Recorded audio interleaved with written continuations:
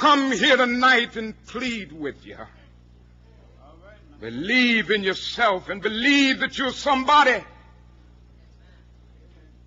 as I said to the group last night, nobody else can do this for us. No document can do this for us.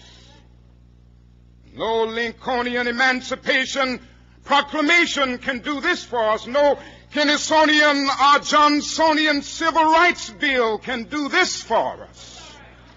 If the Negro is to be free, he must move down into the inner resources of his own soul and sign with a pen and ink of self-assertive manhood his own Emancipation Proclamation.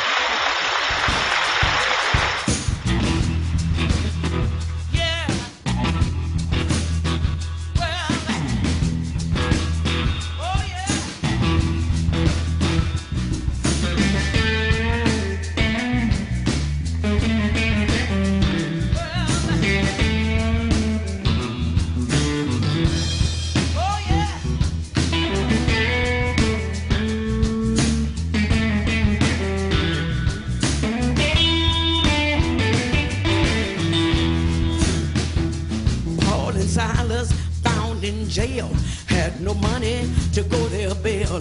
Keep your eyes on the prize. Hold on, hold on, hold on. Keep your eyes on the prize. Hold on. Other ethnic groups had worked their way out of slums. Strict segregation locked blacks in. Rents were high. Services were neglected. Dr. King would go to, as he did to the West Side, and help to shovel out the filth in an apartment in a very dirty, rundown section of town. By the next day, the garbage trucks would arrive and the place would be all cleaned up.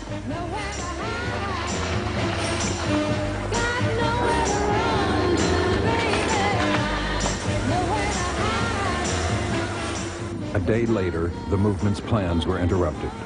The oppressive July heat had fueled growing tension in the city. When officials closed fire hydrants in a black neighborhood, tempers flared. Leaders of the freedom movement mobilized quickly. The future of their nonviolent campaign was at stake. The battle on the streets continued for 4 days. These brutal methods used by the Birmingham police force and other police forces will naturally arouse the eye of Negroes. And I think there is the danger that some will be so aroused that they will retaliate with violence. I think, though, that we can be sure that the vast majority of Negroes who engage in the demonstrations and who understand the nonviolent philosophy will be able to face dogs and all of the other brutal methods that are used without retaliating with violence, because they understand that one of the first principles of nonviolence is a willingness to be the recipient of violence. For through violence you may murder a murderer, but you can't murder. Through violence you may murder a liar, but you can't establish truth.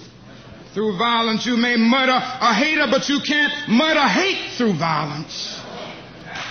Darkness cannot put out darkness. Only light can do that.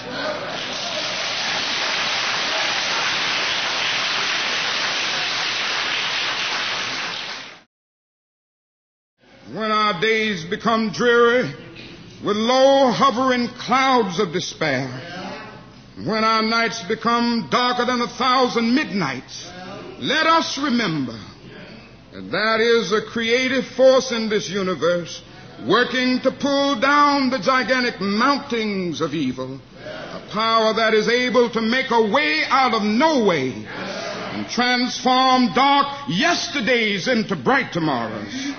Let us realize that the arc of the moral universe is long, but it bends toward justice. Let us realize that William Cullen Bryant is right. Truth crushed to earth will rise again. Let us go out realizing that the Bible is right. Be not deceived. God is not mocked. Whatsoever a man soweth, that shall he also reap. This is our hope for the future. With this faith, we will be able to sing in some not too distant tomorrow with a cosmic past tense. We have overcome. We have overcome. Deep in my heart, I did believe we would overcome. Hold on. Keep your eyes on the prize. Hold on. Paul and Silas began to shout. Doors popped open and all walked out.